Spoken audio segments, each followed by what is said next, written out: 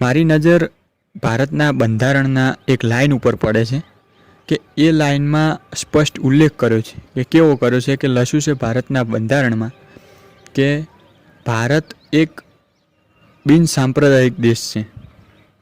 તો આનો તમે મતલબ કાઢવા જાઓ તો બહુ સરસ નીકળે છે. એટલે કે સાંપ્રદાયિક એટલે કે કોઈ પણ એક ધર્મને મહત્ત્વ આપનારો દેશ કહી શકાય સાંપ્રદાયિક એટલે. જ્યારે વિશ્વના ઘણા દેશો સાંપ્રદાયિક છે પણ ભારત એક બિન સાંપ્રદાયિક દેશ છે.